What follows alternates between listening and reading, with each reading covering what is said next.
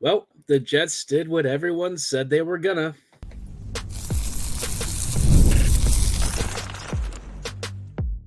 You're Locked On the Hockey Jets, your daily podcast on the Winnipeg Jets, part of the Locked On Podcast Network, your team every day. Hey friends, and welcome to tonight's episode of Locked On Winnipeg Jets, part of the Locked On Podcast Network, your team every day. I'm your host, Harrison Lee, an avid Winnipeg Jets fan and an online blogger. You can follow me on Twitter at HLLivingLoco and at LO_Winnipeg Jets. Thanks for making Locked On Jets your first listen of the day, every day. If you like what you're hearing, be sure to like, follow, and subscribe on all of your favorite podcasting platforms and YouTube. Doing so, of course, is always free of charge and ensures you never miss another episode. Most of all, though, we just love and appreciate your support. Obviously, by now you've seen the news. Scott Arniel is the new Winnipeg Jets head coach. Unfortunately, I guess that was coming from about a mile away. All signs apparently have been pointing to this for a while. I think a lot of us were hoping that maybe there'd be more of an opportunity for the Jets to explore. I think we were all asking for Winnipeg to be a bit more creative in this hiring process. Unfortunately, it seems like the Jets have opted for the safer, more familiar choice, and whatever interviews they did, it doesn't seem like Winnipeg felt that there was anyone really worth choosing over Scott Arniel, which, if you ask me, is an interesting decision because, honestly, given who the Jets were interviewing, on the one hand, I don't necessarily disagree. On the other hand, there is a very good candidate right now with the Hershey Bears who is taking his team to yet another Calder Cup semifinals, right? Obviously, he's got the conference finals coming up after he just finished the Atlantic Division finals.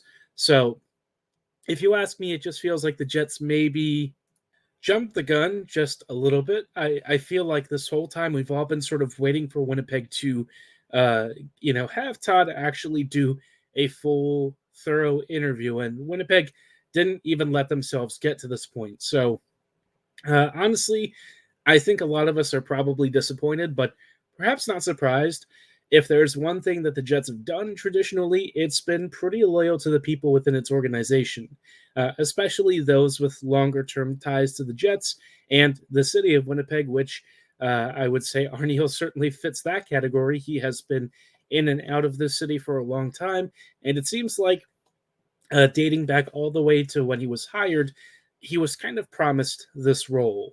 In some capacity, I think he was given a bit of an assurance that the Jets were going to make him the head coach one way or another. And this probably even predates Bonus, to be honest. I think in a lot of ways, Arniel was always brought in to be an eventual coaching candidate. And in what we've seen from him and what he's probably learned over the past couple of years, I don't know if he's really that bad of a candidate. I think that's one of the things that I've really grappled with and sort of struggled with is knowing what kind of candidate Arniel really is. I don't think it's clear, and I'm not sure if we have a great feel of what he's going to do for this team, but we'll talk about why this move may not be nearly as bad as it looks on the surface in just a moment. Before we go any further, though, just wanted to let you know that tonight's episode is brought to you by FanDuel. They gave a moment more because right now new customers can get $150 in bonus bets with any winning $5 bet. That's $150 with any winning $5 bet. Visit FanDuel.com/lockedon to get started. Now, like I said, for the Jets, look, if you're talking about making bets, right, Arniel is probably one of the riskier ones Winnipeg could make in a couple of ways. I think, for one, they may have left some better candidates on the board, especially Nelson, who is probably going to be one of the more sought-after coaching candidates. I also feel like, Sheldon Keefe went to New Jersey, and it wouldn't shock me if Keefe wasn't really interested in the Jets. But, the other thing with me that kind of sticks out is that, Winnipeg, I don't know, they said that they went through this coaching candidate search. They said that they did, I don't know, however many interviews for this process. And it just feels like all of it ended up being very ceremonial. That in the end, the Jets had already sort of set their mind on Arniel, And I mean, at the start of the search, I will say that, pretty much everyone said he was the coaching favorite anyways, and that it would probably take some sort of really special interview for them to kind of go against that. And for one reason or another, it seems like that didn't really materialize. So say what you will, but I guess at least in that respect, the Jets were fairly consistent. What I will say is, like, Arniel is familiar with the team. Apparently, he has earned, the respect of the locker room.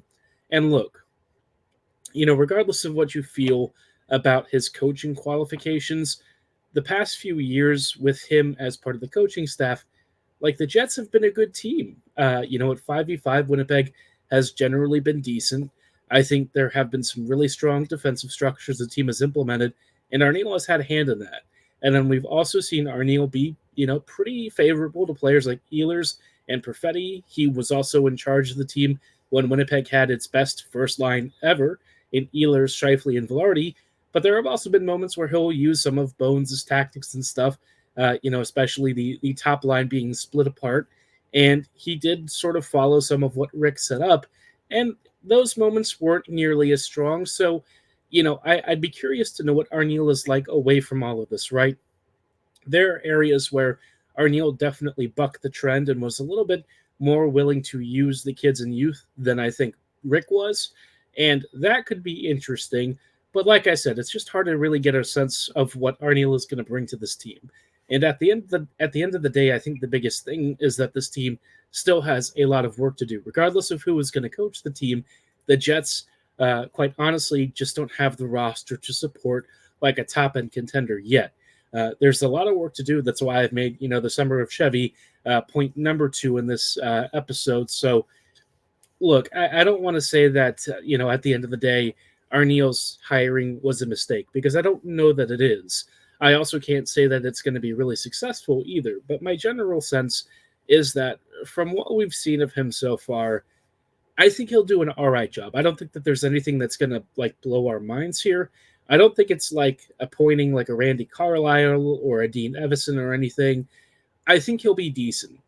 He does have the respect of the locker room, apparently. It seems like he has learned a lot since, the first couple of head coaching stints where things didn't go so well. And there's reason to believe that he has learned some serious lessons about how to run the team. And again, like I said, there have been some successful stints where he took over for Bonus this past season, and it looked not half bad at all. It looked actually pretty decent. So, take it for what it's worth. I think that there's some stuff that I'm a little concerned about, like especially on the special team side of things. That is where I think you probably need to make the most progress in changing over the coaching staff. If you can find some guys who can help improve the power play and PK, that would go a long way, which is kind of weird because, like, Arniel had a very good penalty kill the previous season, but, this year, obviously, that sort of nosedived. And so I'm not really sure what changed, but, maybe he can recruit some staff who can give him what he needs or what he wants, maybe set up the formation and structure in a way that suits the team. I don't know. But all I'll say is, for me, I'm not really upset about the hiring. I think that there's room for some improvement. I don't think it provides the amount of room for growth that I think a lot of us were asking. And I think that's going to be true, no matter who the Jets bring in for the team in terms of like lineups and stuff. But I'm also not going to say that I hate this either. Like it's just sort of like an average move. It's kind of like middle of the road. And I think it's more emblematic of how the Jets have done things traditionally. But like I said, I don't think it's going to be as bad as it appears on the face of it.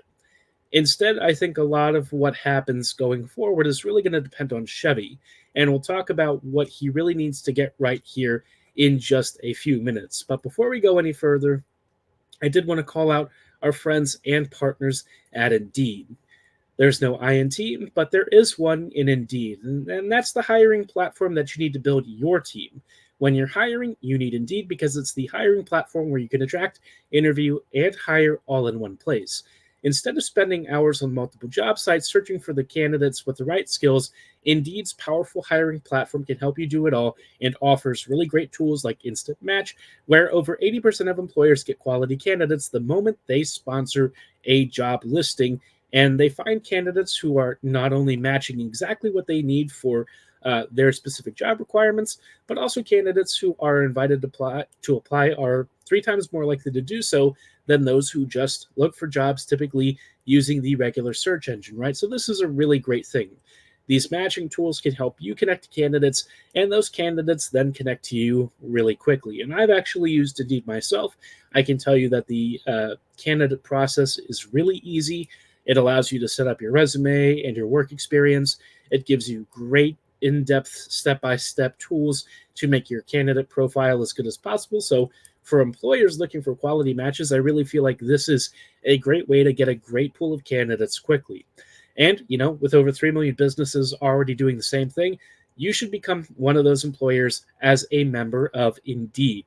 Start hiring now with a $75 job sponsored credit to upgrade your job post at Indeed.com/lockedon. Offer only good for a limited time. Again, claim your $75 credit now at Indeed.com/lockedon. That's Indeed.com/lockedon. Terms and conditions apply. Need to hire? You need Indeed.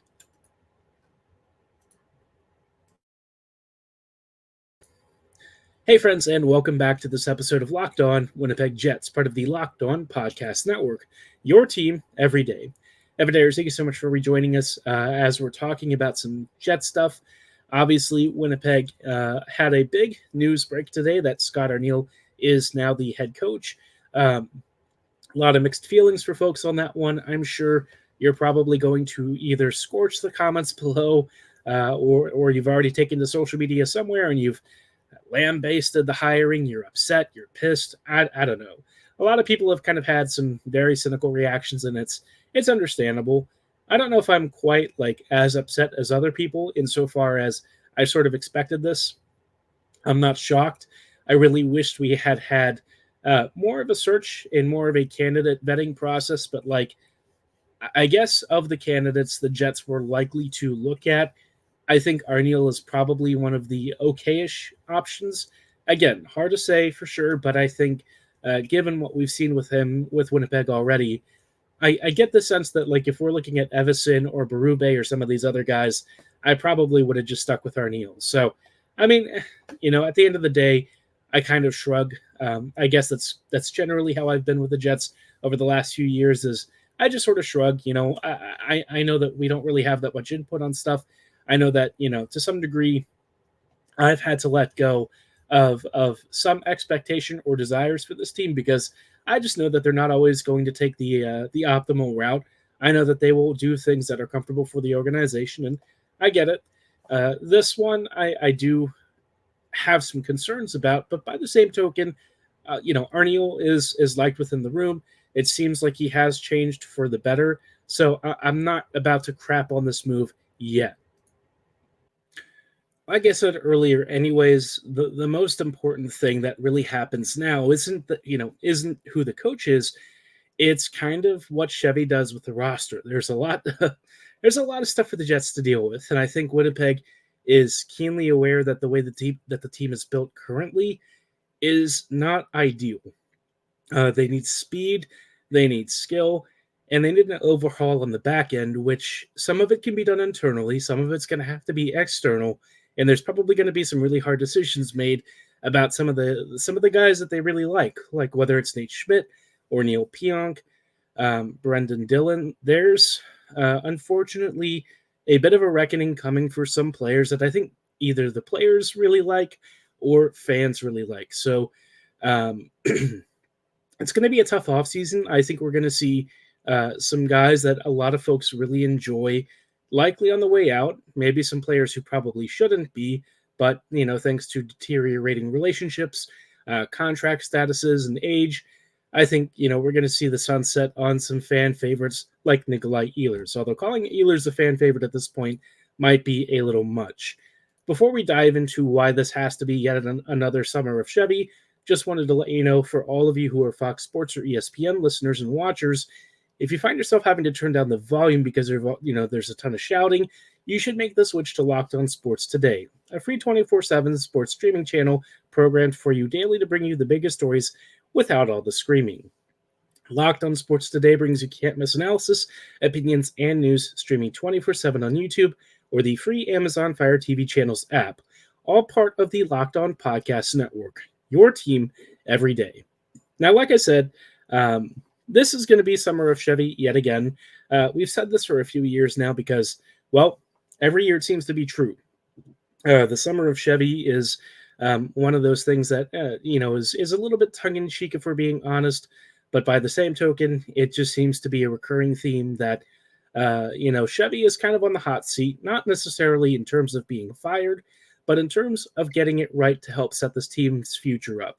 Now, last summer, we had the Pierre-Luc Dubois trade, which really kicked off a whole sequence of moves that I think a lot of us weren't really expecting because, quite honestly, it wasn't looking like any of it was even possible. Quite honestly, without that trade, I don't think that we see Hellebuyck and Scheifele resign, which, for the Jets would have been a bit of a crushing blow and probably the start of a rapid decline for this team. If you lost either of those guys, I know Scheifele had a very bad playoffs, and frankly, so did Hellebuyck, but I think at the end of the day, right, if you lost both of those players, you wouldn't even be in the playoff conversation this past season. You wouldn't even be dreaming of the postseason. So having them back in the fold long term, especially Hellebuyck, I think has been a real feather in the cap. And, with the Jets looking to really build upon that success and bring in some of their talented youth who are perhaps closer to the pros than a lot of people realize, there's stuff to build on here for sure. But now it's time for the Jets to kind of take that next step and also sort of reformat how they've approached the game because Winnipeg likes, a heavy forechecking style that has not really relied upon foot speed, and I think they really hit the limit of what that style can do. I did not think that the Monahan and Toffoli trades were going to end as badly as they did because while they both did really well in the regular season, the playoffs were a complete nightmare. And unfortunately, your playoff performance is kind of what you're brought in for. So in a lot of ways, I think the trades were successful, but you also have to be honest and say that, well, it was certainly successful in the regular season, but it didn't really amount to much in the moments that most mattered. And that's kind of a tough judgment to have, but I think it's fairly accurate for what they were able to bring. And it's a shame because I like both players, and I think that there's probably a universe in which they were helpful for a playoff team, but I just don't think it was in Winnipeg's cards to really have the kind of playoff run that would have suited either of their skill sets. So tough one there, but I think the Jets are going to push forward. I think Winnipeg has a clearer idea of what they need. I think the front office also has a better assessment, and I think the players are willing to push for that future. We've heard, from multiple players that they just kind of sat back and said we were nowhere near good enough. We were shown what a better team looked like. And yes, I know that we sort of laugh at that because they've been shown this many times before, but it seems like for one reason or another, it's really sunk in what it takes to get to the next level. And I'm glad that they're having this conversation at least before it's too late because, well, there is still time to start things, on a better progression, although it is kind of late for some of these players. Some of them are probably not going to be part of the core that starts to get back into a regular playoff cadence, like a quality playoff cadence, even though they've been around here for a while. But there are some other guys who are going to continue to be really big contributors. I'm thinking guys like Morrissey, Hellebuyck, probably Scheifele, TBD on Connor. Ehlers definitely no. I think he's probably gone. There's some other guys that might be eventually on the way out. Lowry will probably still be here for a good bit longer. Who knows what that contract extension is going to look like. But most of the other guys, as their contracts start to wear down, we'll see if they really figure into Winnipeg's longer-term plans. But Velarde will be a big part, I'm sure. After that, it's pretty up in the air, right? You've got Niederreiter locked up for a bit longer. Appleton's probably gone at some point, I think. I don't know. They seem to love him. It's hard to say, right? But Nemesnikov, I'm sure, is probably not going to be here for too much longer. So there's going to be opportunities for younger players to step up. And that's why, start planting the seeds this offseason because this is where the Jets could maybe start to really work on the blue line and get that back end a bit more mobile. That'll help the forwards a lot, right? Like the forwards, that's where the Jets are likely to have more youth able to step up and fill in spots.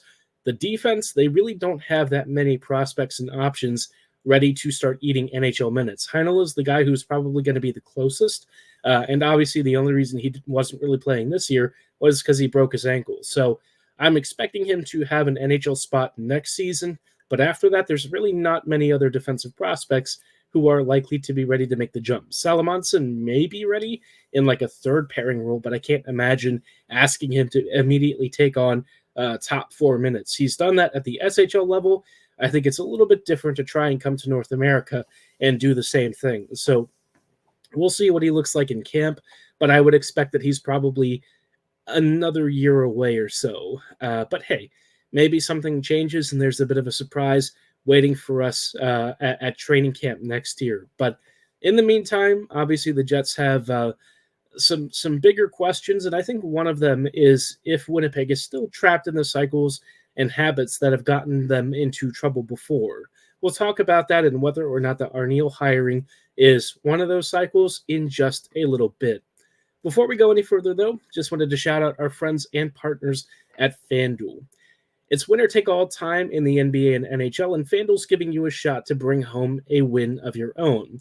Right now, new customers can get $150 in bonus bets with any winning $5 bet.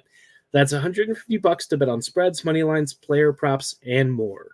While the Jets may not be in the playoffs, you can still bet on them, whether you're betting on futures, perhaps you want to bet on whether or not the Jets are going to win a cup sometime in the next few seasons, or maybe you just want to bet on the current playoff action. Maybe you think that the Panthers and Rangers are going to go 7 games. Maybe you think Trocheck will have a hat trick in one of these games. Whatever you're interested in, FanDuel has tons of betting options, and it's all on a safe and secure platform that lets you have fun. And like I said, if you have a winning $5 bet, you get $150 back to try your luck at even more bets. So visit FanDuel.com/lockedon and make every playoff shot count. FanDuel, America's #1 sportsbook.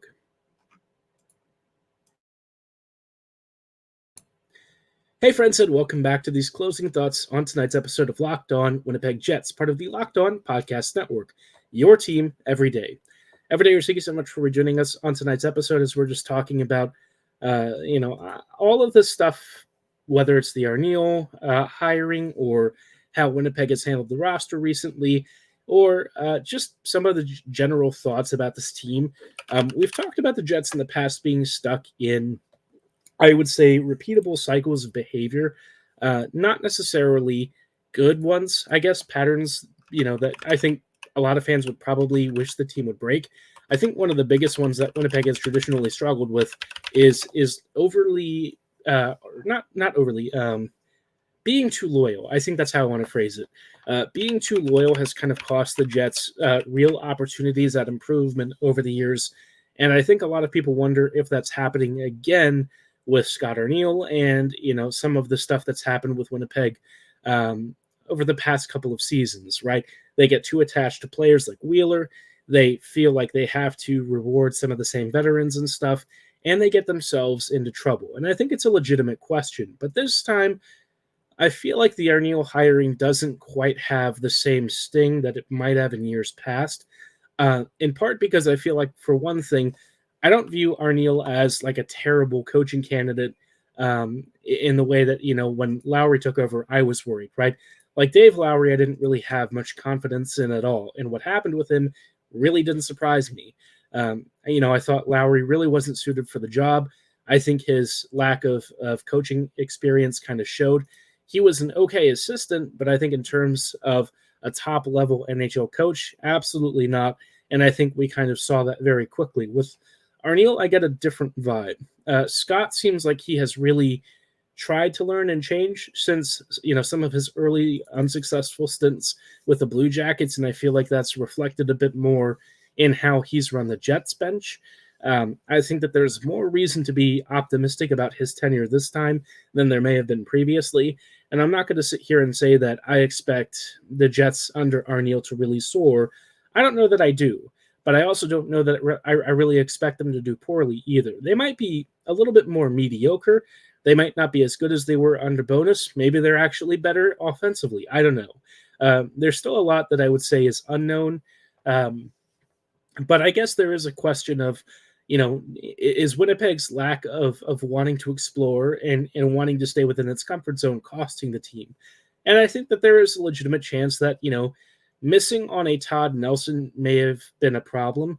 But there is one thing I will say. Todd Nelson still might be able to join the Jets in a supporting coaching staff role. And if that's the case, I don't hate it, right? Because you have Arniel, who's going to manage the bench, and then you bring in Nelson for some situation, whether he's going to manage maybe, special teams or something. You could start to get him up to NHL caliber level and recruit and sort of seed his talent at some point to see if he can eventually take over, right? Because, who knows how long Arniel is going to be head coach for the Jets? I don't know. I'd expect Winnipeg thinks he's a longer-term guy, but maybe things don't work out, and you want to have a protege behind him. I could see an arrangement where maybe Nelson comes in, but I also imagine that Nelson might be a little more ambitious and just wants the starting head coach role sooner rather than later. So there's a lot there to balance, but all that to say, I think the Jets still have options, and I think there's still ways that they can kind of turn what looks like Winnipeg being safe and conservative into something where they're also preparing for a more ambitious future. So I don't know that the Jets have necessarily trapped themselves too much this time. I think in years past, I think when they were loyal, they awarded some bad contracts to players. They occasionally gave preferential line deployments to players. We saw that probably more with Connor and Scheifele this past season. But in terms of problematic contracts, haven't really seen too much since Wheeler. It'll be interesting to see how they approach this particular offseason because there's a lot of players who are up for extensions, and how the Jets play that out will say a lot about what the headspace is with how this team's constructed and sort of how you will approach being loyal without being, tied to bad deals, right? I think the Pionk one has been an especially difficult and challenging one to stomach for a lot of Jets fans. Pionk out there, he does try his best, and I'll tell you, man, that guy bleeds for the Jets, but in terms of what he's actually putting out there on the ice, it's been a little bit suspect to say the least. So really tough year for him. I always hope the best for him because I like him as a person, and I feel like if ever there's been a player who's really accountable, it's always been Pionk, but I'm sure even he would admit that this past season was just a complete nightmare, and it really hurts to see him struggle like this because, like I said, in terms of guys that I really like on this team, Pionk's got to be one of the most likable players to ever really suit up for the Jets. I don't know. He just has a nice magnetism. He seems like a wonderful person, and when he struggles, it's a genuine bummer because you just root for the guy. He's been through a lot the past couple of years. I think this past year or two has been especially hard for him, losing one of his best friends, and he just had to get back to work. And, I don't know what I would do in that position, and I'm sure that, that there was, and I'm sure he still deals with the grief and loss off the ice on a routine basis. And so, yeah, I don't know. That's a really complicated situation. All I know is that, in terms of what has happened with his ability to keep up with the game and stuff, it's just been a tough one. And I think the Jets have a very hard decision to make with him over the next couple of seasons. But how they play that out, I can't even begin to speculate. All I know is he's probably going to be a Jet for a while, so I would sort of get used to that being the case. As long as he keeps up that positivity and personality, I guess I'm not going to yell about it. It would just be nice if at some point the decline in his play could be addressed at some point. So stuff to kind of stew over and think about. But hopefully, as the Jets start to fold in more youth, they can break out of some of the old cycles that they used to get caught in, because I think that this team is primed to take a step forward. And, with Arniel's leadership and maybe some younger players jumping in here and getting a bigger shot to be role players at the NHL level, maybe this is where we'll start to see Winnipeg really take flight. But a lot is up in the air. We'll have to see how it goes as we continue to roll through this offseason. We'll have even more Jets coverage, so be sure to follow, and subscribe. For tonight's episode, though, that's going to be all the time that we have. I thank you so much for making Locked On Jets your first listen of the day every day. We'll see you back here this weekend with some more Jets coverage. So, as always, have a great night and go Jets go.